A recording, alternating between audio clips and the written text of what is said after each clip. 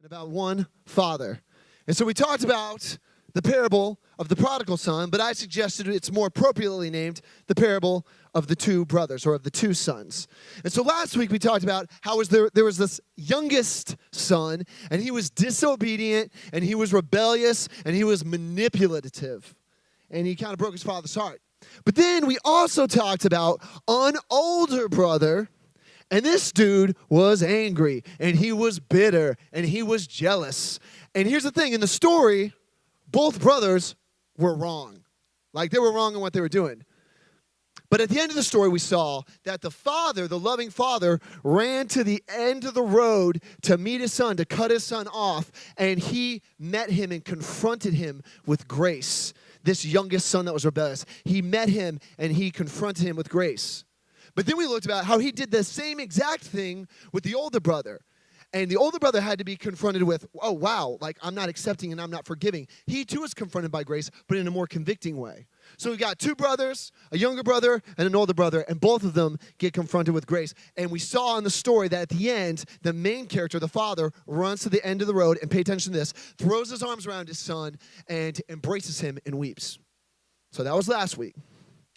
Well, this week, we're going to get into a story that really closely parallels the story when we went through last week. And we're going to go way back in Scripture to look at the story of Jacob and Esau.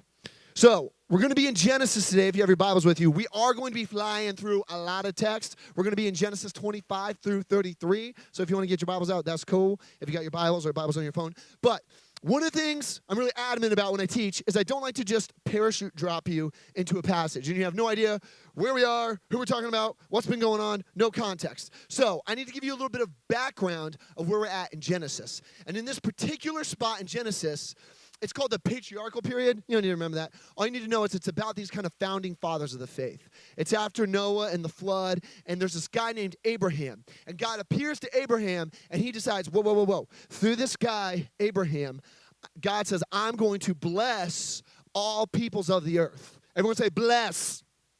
Nice. So he's going to bless. There's some late ones on that one. Okay, good. At least you're participating. So he's going to bless all peoples of the earth because God always has an agenda for that. So he comes to this guy, Abraham, makes a covenant with him, and he says, Abraham, through you and your descendants, I'm going to bless. Everyone say bless. He says, I'm going to bless all peoples of the earth and all peoples that come after you, Abraham. And he says, you're going to live in a good land, and your descendants are going to be as numerous as the sand on the seashore. That's a lot of people. So this is a promise God makes, and this is a covenant. This is like agreement God makes with Abraham. And then, what's more, God makes the same covenant with Abraham's son, Isaac. So he appears to Isaac, makes the exact same promise. He says, I'm going to bless, everyone say bless, all peoples of the earth through you. You're going to have a good land to dwell in. I'm going to make you prosperous, and your descendants are going to be as numerous as the sand on the seashores. So you have to remember that this is the family line that we are tracing in this part of Genesis, and we're following this promise of blessing. Well, this is where our story picks up today. This guy named Isaac, who is Abraham's son, gets married to a beautiful woman named Rebecca, and they have a baby. Or she gets pregnant. Now, that was a weird response. All right, so she gets pregnant. And she's having a rough pregnancy. Not that any pregnancy is easy, but she's having a particularly rough pregnancy. And so she prays the Lord. She's like, God, what's going on in there? There's a lot of stuff going on in here. I'm not real sure. Like, this isn't feeling good. And so God appears to her, and he says, hold up. This is what's happening. 2 nations are warring in your womb. One is stronger than the other, and the oldest one is going to serve the youngest one. Okay, so some of us are going, okay, I don't really know what that means. Okay, first thing to notice, how many nations does God say are warring in her womb? Hold it up. 2. So she's having twins. Oh, okay. So she just found that out. Okay, well, I'm having twins. Okay, so she's got twins in there. Now, here's another thing that's weird. He says 2 nations are warring in your womb. In this day, in this age, and in this culture, one woman would have multiple children. They would all be considered part of the same family or the same nation. Okay, so normally, like again, she would have a baby. They would both be part of this nation, part of Abraham's family.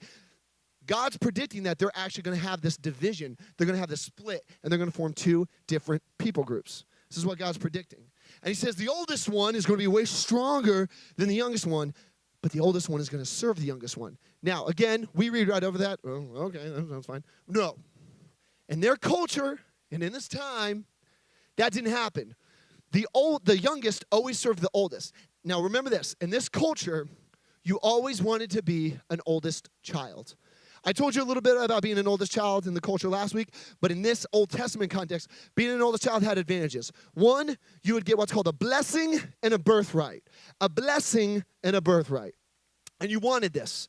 Because with this blessing, this is something that people coveted back then. They wanted a blessing. We think like blessing is like saying the prayer before you eat. No, blessing was everything to these people. It gave your life purpose and value and promise. So you would get a special blessing from your father if you were the oldest. So that was sweet and you wanted that.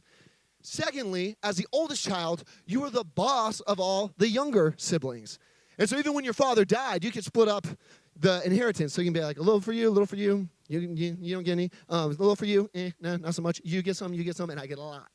And in fact, that's kind of the third thing.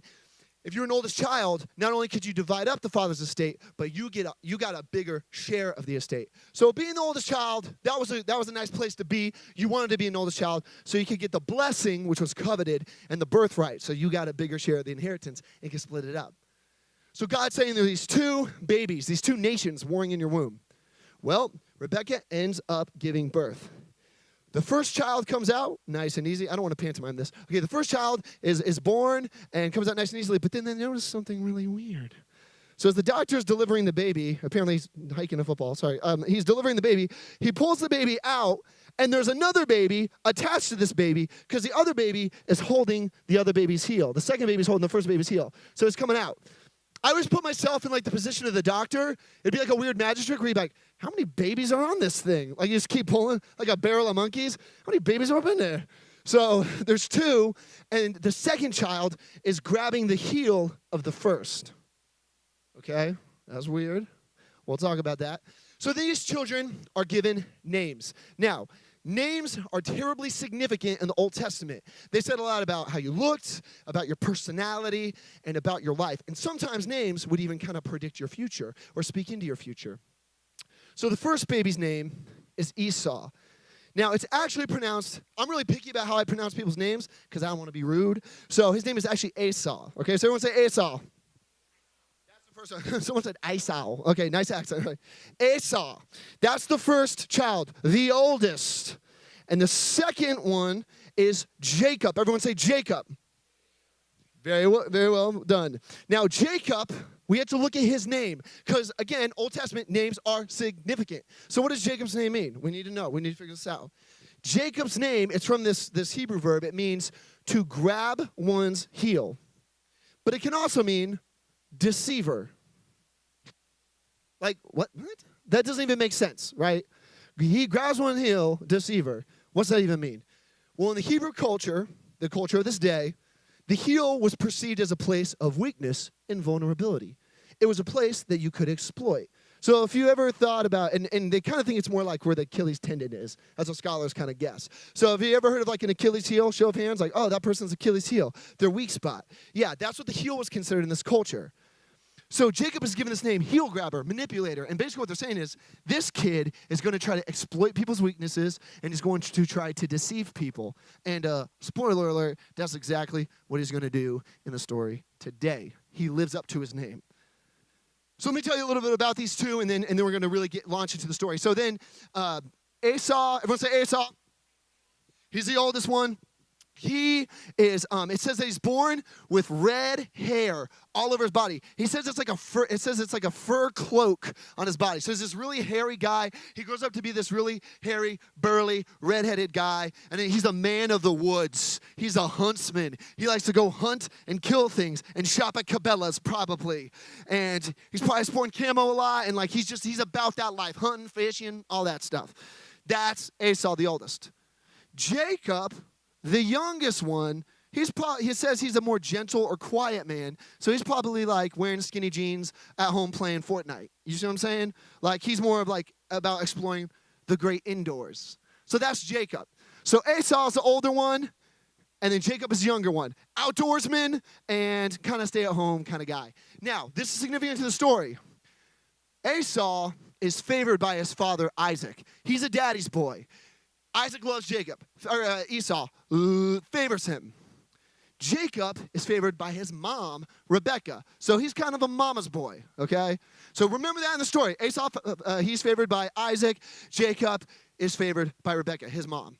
So the text launches into this story about this initial conflict between the two brothers. And I want to kind of show you this with some people on the stage and act this out for you. So I need Esau to come out. Everyone give it up for Esau. Red-headed, majestic, bearded, strong. Very good. All right, you're going to be over here. You're going to be over there. All right, then we've got Jacob. Bring him out, bring him out, bring him out. Jacob. Give it up for Jacob. Hey. All right, here, you're right here, you're right here. Yeah, you're there for now. And I'll move you guys around. All right, so we have this first altercation between the two. And the text says, one day, Esau goes out into the woods to hunt because that's what he does, right? He hunts, he fishes, and he shots at cabela's. So he's going to go hunt in the woods. So just kind of come over here. So he's off doing his thing. Problem is, he loses track of the time, and he wears himself out. And he's hungry, and he's thirsty, and he's famished, and he's dying, and he basically crawls home. So I need you to come over here. Jacob, you stand right there. Now, as he's coming home, and he's starving to death, Jacob is at home cooking up a little snack, cooking up a little soup. It's soup. Are you flipping a pizza? What was that? Okay, soup. So bigger bowl. Okay, like a cauldron. Go with like a cauldron. Okay, that's good. He's making soup. What do you got up in there? Some salt, pepper? No, some Chef Boyardee, man. Some Chef Boyardee. Okay, he's apparently making SpaghettiOs. And so, no, ravioli? Okay. And so you're exhausted. I need you to crawl home. You're exhausted. He's dying, right? And oh man, this is good. Okay, and he reaches up for it and out for his brother. Reach up. And he says, I'm starving. Don't feed this man yet. See, Jacob sees an opportunity. He's begging for food. And Jacob, the deceiver, the one who's looking to exploit someone's weakness, sees this man in weakness. And he goes, I'm going to grab his heel. I'm going to exploit this man. And so he asks for food. And he says... He's very dancey. All right. And he says, Jacob was a great dancer. All right. And he asks for food, and he says, okay, but hold up. Give me your birthright. Cough it up. Give me your birthright. Again, the oldest son always had the birthright, and the youngest son coveted that because he'd get a bigger share in the inheritance, and he would get to divvy up the inheritance upon the father's death. So he was about that life, okay? All right, good. All right, I like what you're doing there. All right, so he asked for that. And in a moment of weakness, being exploited, he gives it to him. Now, it's not something you actually give away, but he just says, hey, you can have my birthright. He feeds him. It's all good. Next scene. All right, go back to your places. Now, what we see in this is there's this first instance where Jacob is truly a heel grabber because he sees him in his moment of weakness and he exploits him. And this little conflict is just kind of boiling like that stew he was making, or it's kind of brewing, but it's going to boil over into a big, much bigger issue. And that's where the second conflict comes in. Now, in the second conflict, I have to introduce two more characters. Isaac, come on out. The father, you come on out. Hey. I mean, you're acting like you're bashful. You're not. All right, so you're over here. Father Isaac, okay?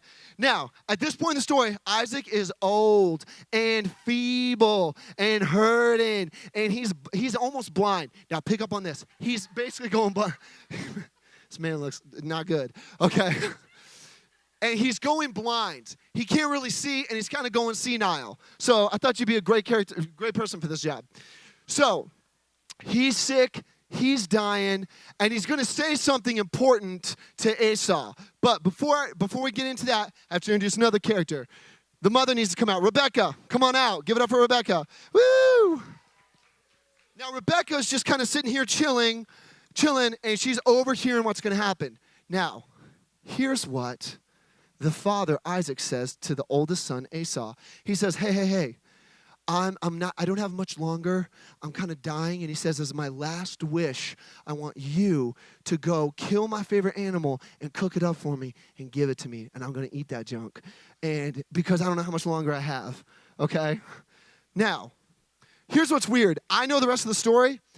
Isaac's got a while to live. Like, he lives for a lot longer. So he's totally playing the old man like I'm dying card, which is rude. But I'm totally going to do that when I'm older. Like, all my kids are going to be like, guys, this could be my last Christmas. You got to go big, okay? So, like, I'm totally going to use that when I'm older. Side note. So he sends him off to go get food. And here's the thing. Before he does, he goes, if you do this for me, I'm going to give you my blessing. Rewind. As the oldest, you got the blessing and the birthright, and you always wanted the blessing and the birthright. He gave his birthright away like a dummy, but now he's still going to get his blessing. So he's like, go kill this animal, make me some food, and you'll get the blessing. So he goes off to the woods. You don't really have to. He says, you can pretend. Oh, you can actually go off. Yeah, go off into the woods. Now, Rebecca, she hears about this, okay? She's sneaky. So she calls Jacob over, and she's like, hold up. We got a plan. We're going to run a play on your dad. We're going to clown him. Here's how we're going to do it. You're going to pretend to be your brother because your dad's old. He's senile. He can't really see really well, so we're going to trick him. Yeah. Rude. Just stop. Okay. Do I need to get someone else for this? All right. So, oh my gosh. All right, stop. Only do what I tell you. All right, so then, man, you may lose my place. Okay.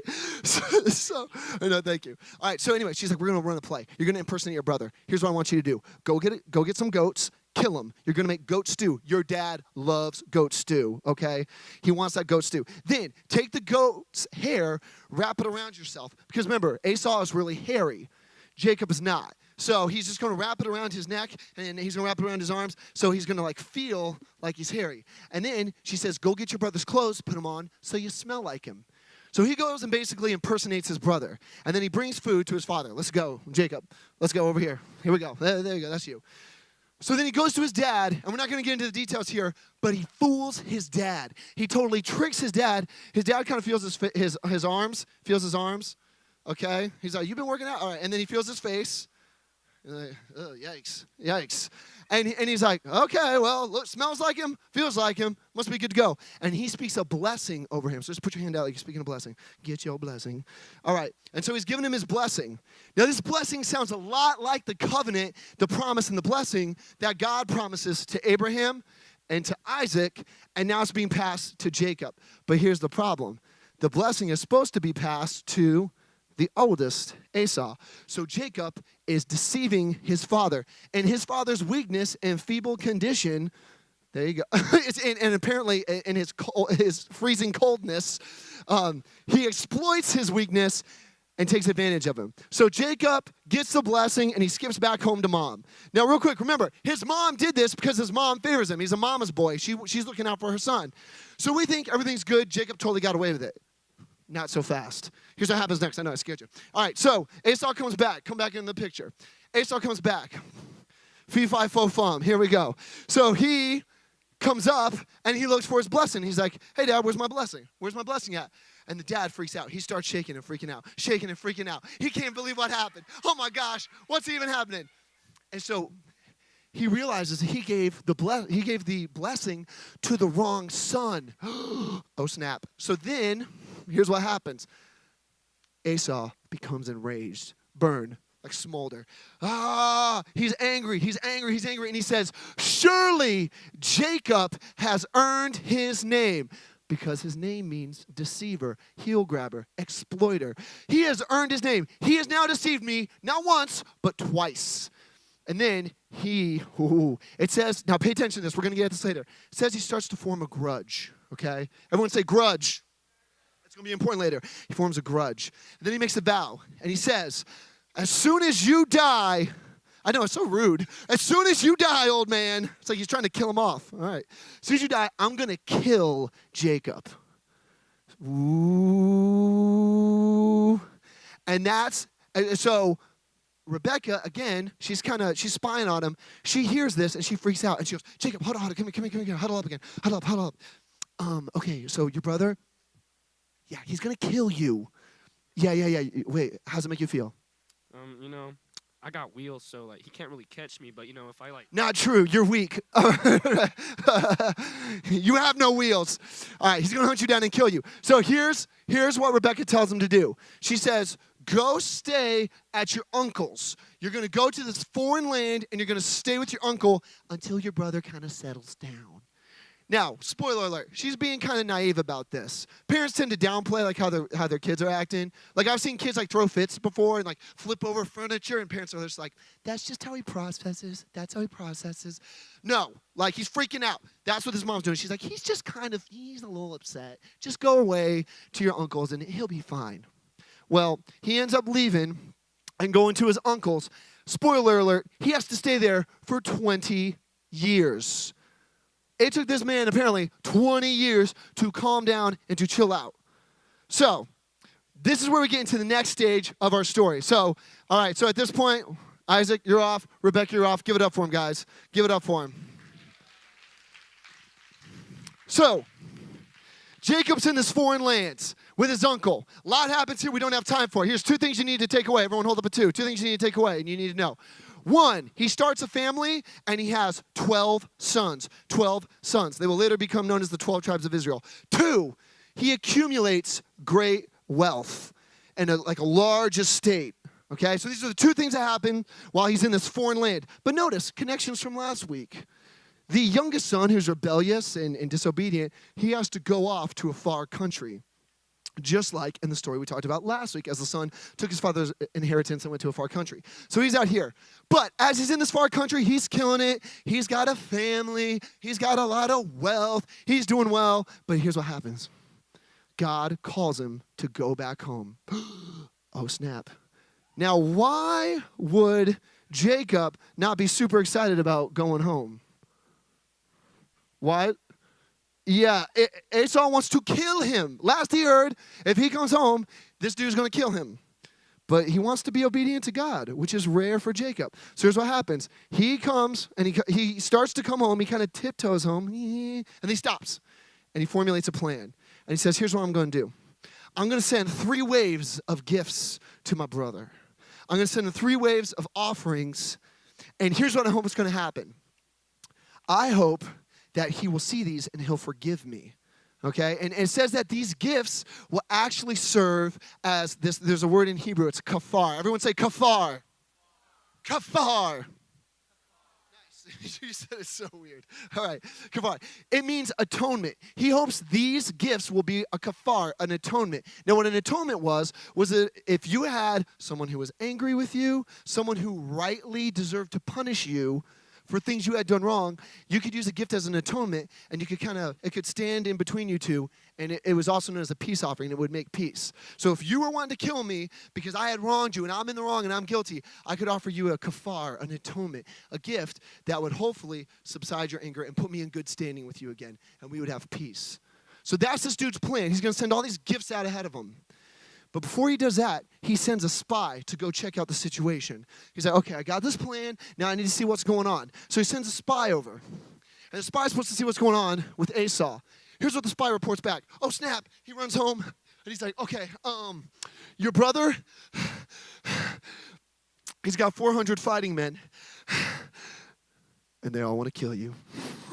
No, they don't say they want to kill him, but he says they have 400 fighting men waiting for you. Now, is Esau happy with Jacob? No. So this is not good news for our man Jacob. So he's scared. So Jacob does something he hasn't done in this entire story, something that's rare for him. He bows down to pray. So just bow down to pray. How you do it? There you go. All right, there you go. He bows down to pray. He humbles himself. And he actually becomes honest before God, which again is something he's never done. This dude's always playing people, manipulating people, trying to get what he can get. So he prays to God. And he says, God, I realize that all that I have is because of you. And I'm afraid of my brother. So I'm going to ask for your protection. I'm going to say thank you for your grace, because everything I have is just because of your grace and your kindness. And so this is a weird character move for Jacob, because he doesn't normally do this. So then, Judgment Day comes. He stands up, and he realizes he's prayed now. He's humbled himself of his wicked ways, and he's going to approach his brother. Now, here's how he does it. He does it slow and methodically. As he approaches his brother, with every step, he bows down before his brother. So take a step, bow down. Now this seems weird. Yep. And then get up, and then stay in one place, and then bow down again. And he does this 7 times. Now we see this and we're like, what's this guy doing? What is this? What? In this culture, this was a gesture of peace. All right, and you can hold it there. This is a workout for you. You like doing like half burpees. Okay. He is extending this gesture towards his brother. This is a gesture of repentance and of humility. And he does not know how this is going to go. This could go poorly. And in fact, tactically speaking, this isn't a smart idea because he's making himself vulnerable to his brother's wrath. So as he's drawing near to his brother, go ahead and stand up. He's waiting. And here's what happens.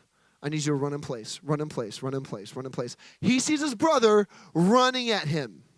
Now here's what we would expect. If we see Esau running at Jacob, we think it's probably not for a good reason. He has vowed to kill Jacob on sight, and he's sprinting towards him. So imagine your greatest enemy, the person that wants to do you the most harm, sprinting at you. So what we expect here is for him to run and maybe punch him in the face. Or maybe run and stab him.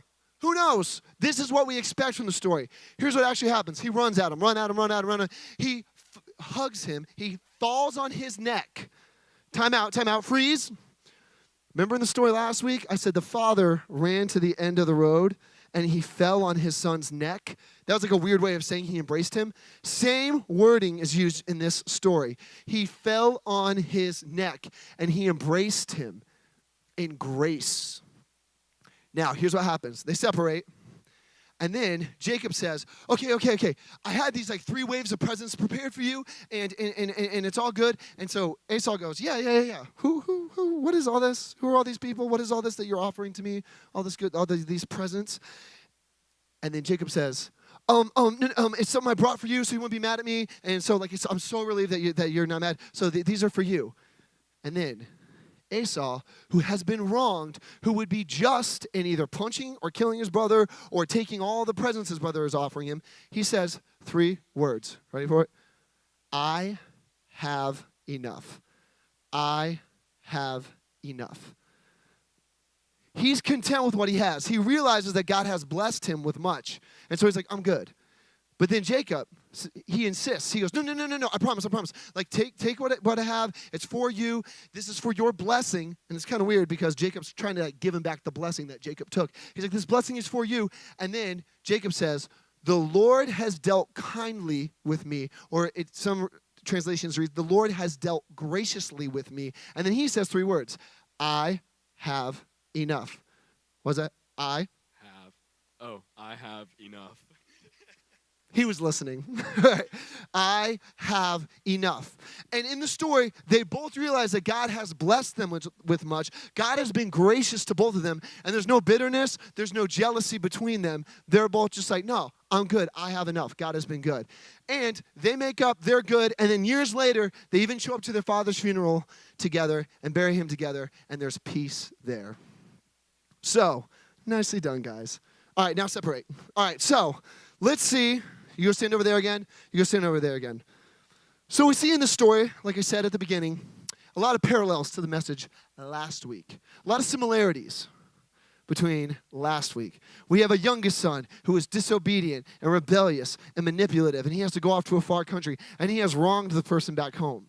And we have the oldest who is angry and bitter and jealous, and he has to be open and kind and forgiving to the brother who has done wrong. And in both stories, we see someone running to someone. Just like the father ran to the youngest son and fell on his neck and embraced him in grace, so we see Esau in this story run to his brother, fall on his neck, and embrace him in grace. And neither party's holding anything against each other because they're like, hey, God has been gracious to both of us. We have enough. And so in both stories, we see grace confronting people where they're at. We see forgiveness and acceptance.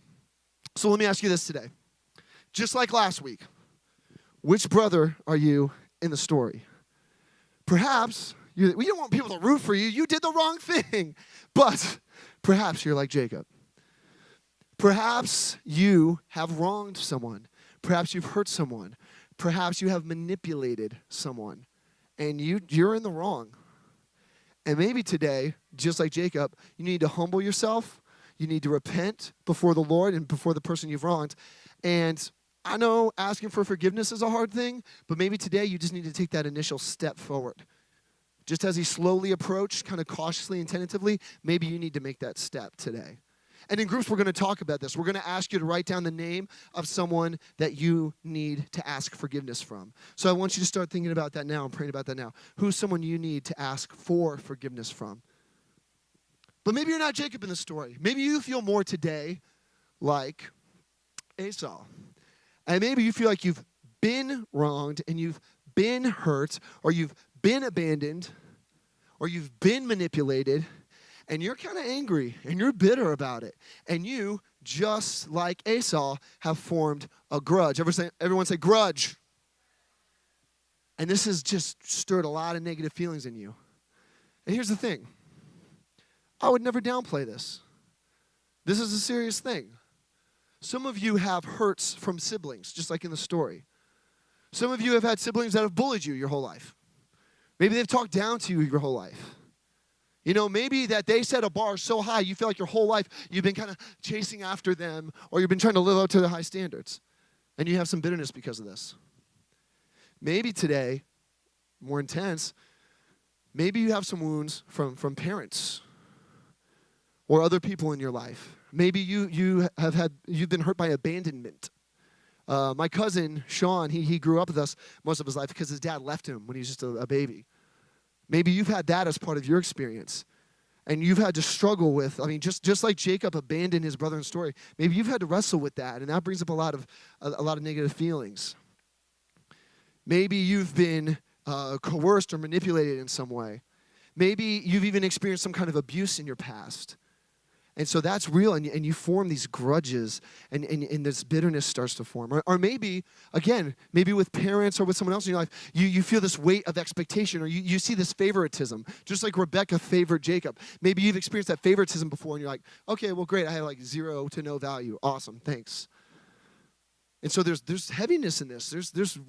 There are wounds here. And with some of this stuff, yeah, in your life you need healthy boundaries. You know, if you've struggled with abandonment before, yeah, sometimes you have to insulate yourself from that and protect yourself from that. If you've experienced abuse before, you have to create healthy boundaries and healthy separation. You got to tell people about that. You got to let someone know and let someone in on that. But here, a lot of this stuff has to do with our hearts, not our actions. I'm not saying, well, if someone's continually hurt you, go straight back to them. No. But in your hearts, you should not form that grudge. There's always room for grace, and we're going to talk about that more here in just one second. There's always room for grace. Maybe you've had someone just, favor someone else and kind of ignore you. You know what? Instead of forming that bitterness and that grudge, maybe today you realize that there's enough grace to go around, and you take maybe a step towards someone, even if it's just in your heart and mind. And so maybe in group, you need to write on one side of the paper, hey, here's someone I need to ask for forgiveness from. And then on another side of the piece of paper, maybe you just need to write, hey, here's someone in my heart and mind I need to take a step of forgiveness towards. And again, there are unhealthy relationships to where, no. You don't need to go to that person, but in your heart and mind and before the Lord, you need to make that decision. And here's the thing. I realize this is not easy to do. I realize this is really, really, really, really, really hard to do. Because we say things like, no. It's too much. Like what someone else has done to me is too much. Or they say like, no, I've forgiven this person like 1,000,000 times. Maybe it's just a friend. And you're like, no, I've forgiven them 1,000,000 times. I don't have enough left in me. And we talk about grace and forgiveness like it's this precious commodity. Like there's not enough of it to go around. But what do we hear in the story? Both brothers come together. One extends grace and forgiveness to the other. And he says, no, dude. I have enough. I have enough. Because in God's economy and God's goodness and his grace, there's always enough grace to go around. We don't need to operate, especially as Christians, like there's a lack of grace. Like, well, I got to hold on to my grace. I can't just be giving it out. No, there's no lack of grace. There is enough to go around. So we see in this story this beautiful picture of reconciliation, forgiveness, and grace. And there's enough to go around. Let's give it up for our players here. Let's give it up for them. You guys can go backstage. Now, while we see this on a human level and a human dimension and human relationships, we also see something more profound here. We also see a picture of something better that is to come in the future.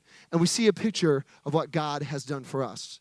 because we, like Jacob, have wronged one another, we've hurt one another, we have manipulated one another, and we've done wrong. And we are fully deserving of other people's wrath, of God's wrath, of punishment. Like, we've done stuff wrong. And sometimes people don't like that. They're like, I don't like the sound of that. I don't like that. I deserve punishment. Well, no, like, you wouldn't want someone to rob you and not have any consequence. You wouldn't want someone to do something extremely hurtful to you with no consequence. God is about justice. And we want God to be just and to make things right. And so, yeah, we have to have it both ways, though. So we have done wrong like Jacob, and we are deserving of punishment. But here's the thing, and this is what's so beautiful in the story. As we approach God, like Jacob approached Esau, here's what happens. Just like in the story last week, God runs to us. Not in anger, not in hostility, but in grace. And that's what we see in the story today. And he falls on our neck, and he embraces us. Just like the father from last week and just like Esau from this week. But what's more, not only are we met with grace when we come to God, even though we've wronged him and we've wronged other people, even though we deserve punishment, God does one better, even than just meeting us where we are. God, just like Jacob in the story, God actually offers that same offering that Jacob puts forth, that same kafar, that same atonement, that same peace offering. And that's what God did in Jesus. Essentially, God says, whoa, just like Jacob in the story, you wronged me, you wronged other people, you deserve punishment. But here's what I'm going to do. It says God took on flesh and made his dwelling among us in Jesus. God in the flesh, God in the bod. And he said, hold up, no, Jacob. No, you and you and you and you. I'm actually going to pay that punishment for you. I'm actually going to make that peace offering for you. I'm actually going to be that kafar, that atonement for you. And I'm going to be that thing, just like we saw in the story, that's going to stand between punishment and you. That thing that's going to make peace between the person you've wronged and you. And that's exactly what we see in Jesus. That atonement, that peace offering. So as you tonight realize that we all are like Jacob, and as you move towards God, slowly and cautiously maybe, realize that he's running to you, waiting to fall on your neck, waiting to embrace you with grace. Not looking at you and punishing you as your sin deserves, but seeing that atonement of Jesus, that peace offering of Jesus, putting you in right standing and reconciliation with God. And I know a lot of people have this notion of this angry God who's just waiting to strike you down. No, God has made the first move. God has run towards you tonight. And so, quite frankly, we should accept that, believe that, receive that, and walk in it, and we should extend that same kind of grace to others. So tonight, may you realize that God always runs towards his children. May you realize that we have been shown much grace to show much grace. And when it comes to forgiving others or accepting forgiveness for yourself, may you hear those words of Jacob and Esau. I have enough. When it comes to God's grace, I have enough. When it comes to God's love, I have enough. And when it comes to God's lavish kindness, I have enough. Grace and peace to you, Sublime.